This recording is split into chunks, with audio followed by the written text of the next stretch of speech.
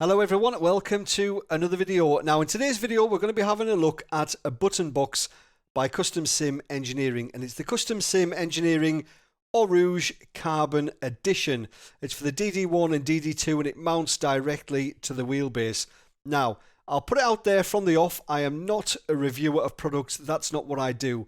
But what I am though is a sim racer, so that's the perspective you're going to get from a sim racer, just like you. Is it usable? Does it look nice? Is it functional? Is it worth the money? That's all I'm really bothered about, and that's the perspective you're going to get.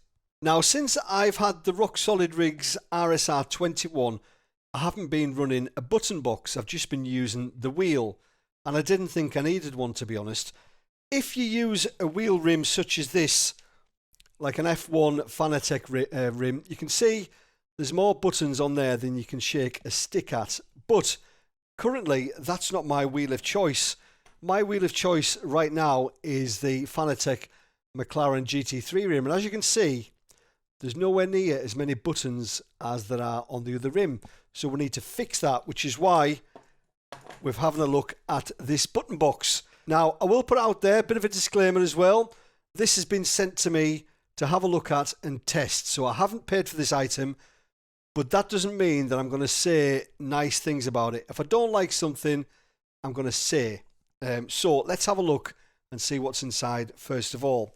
So we get some stickers to go on the rotary encoders. I'll show you those now. So we get some stickers first of all. Then we get some white stickers. I don't know if you can see those there. Maybe just, but we'll see those better when we put them on the button box itself. And we also get some spare bolts to attach it to the DD1. But I'm not going to use those, and that's one of the negatives. But we'll go into that a little bit later on. So let's have a look at the button box itself. So as I mentioned earlier on, it attaches to the DD1 or DD2 using these two fixings on the side there. So it's carbon fibre plate with a plastic button box on the rear.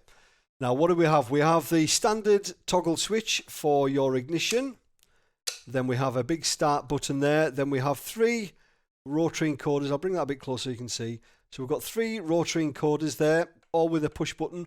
And they do feel really nice actually. They're quite loose, but there's a definite click to each stage of the encoder there. So if you do miss one, you're not going to miss one very often. Then we've got four toggle switches there, so they are on, off, off. So the three-way, so it's on, off, on. Yes, on, off, on. So there's four of those, and then we have 8 buttons, all with a very, very nice click. Then we have a 2-meter USB cable. On the back, you can see there is a switch just on there, and that illuminates these two at the top. So they light up in blue on this particular button box. Looks really, really nice. And a nice little plate on the back there. But as you can see, it's real carbon fibre. The real McCoy. Absolutely beautifully made. Beautifully finished. Perfect. Looks really, really nice. Now, as you can see there, the button box is actually on the back of the plate. Now, I like these type of button boxes like a dash. I used to have one on my AccuForce. A dashboard. Beautiful. But the actual button box was mounted on the front of the plate. Now I can see why they haven't done that here, because it gives you that nice carbon fibre finish right across. Looks stunning. But the issue I've got is because this sits back, this attaches to my wheelbase, and this actually touches my rig, so it won't actually fit without me modifying something. Now what I've done is I've just bought some small M6 10mm spacers, and I've used 4 of those 40mm. Just needs lifted 40mm just to come off the wheelbase, and it attaches. But we'll fit those now, attach it to the rig. But first impressions, really nice, looks stunning. It is beautiful, but let's put it on the rig and see what it's like. Okay, let's get it mounted to the rig. So as you can see, it uses these two mounting holes, one at the top and one at the bottom. They go at the top there and the bottom there. and we're going to use these red washers that actually come in the kit, and we're going to use some of these longer bolts that we bought. These are 60mm. Hopefully it'll focus there. They're 60mm long, and these are the spacers that we bought. So just small 10mm M6 spacers, and we're going to use 4 of those. So first of all, we'll put the washer over the nut there, and then that will go through there. So that's the look that it gives you at the end. Hopefully you can see that clearly enough. Really nice finish. We're going to use 4 of these. That's 1,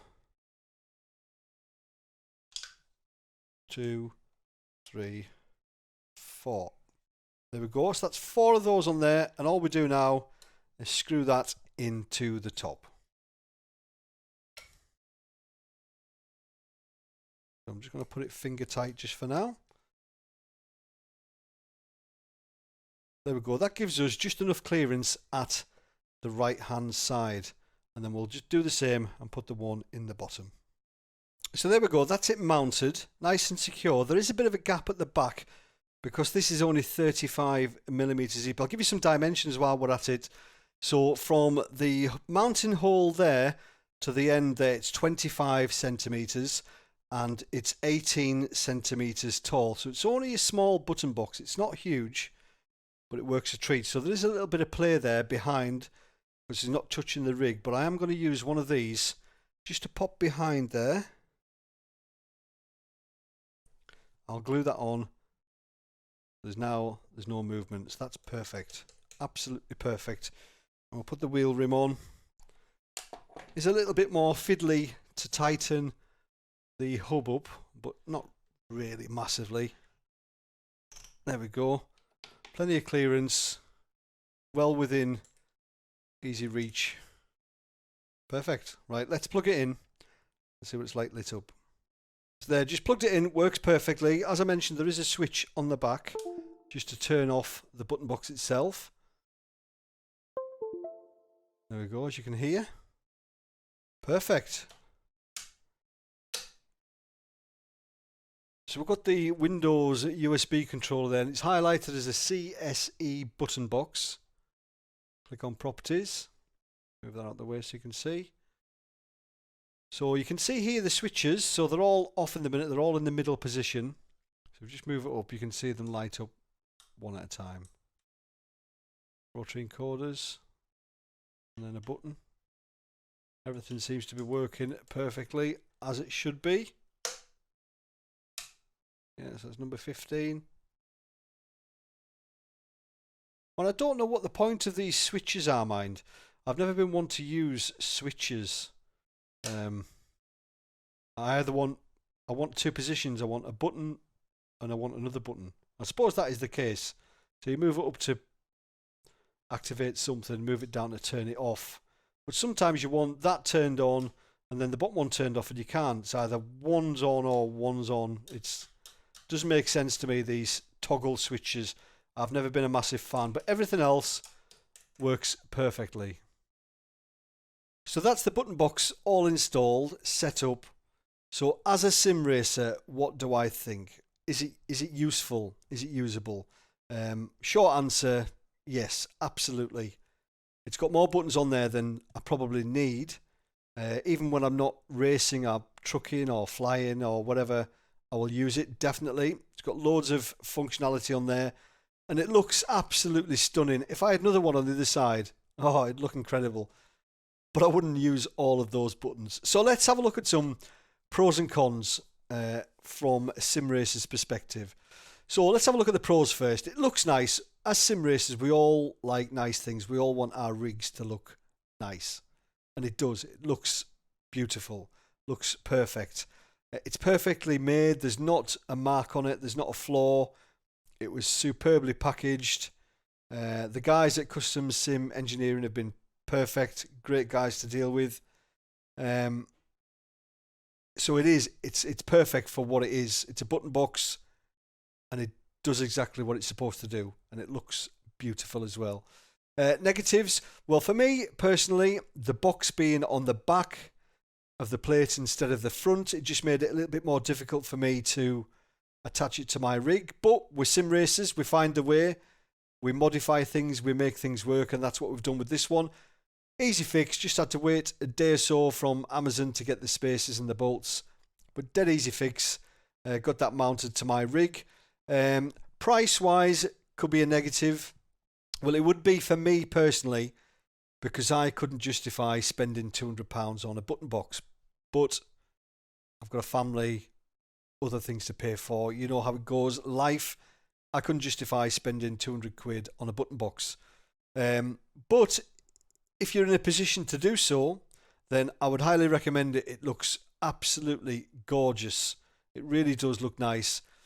And if you do have the money, it's probably worth the money. There's a lot of work gone into it. The carbon fibre alone is stunning.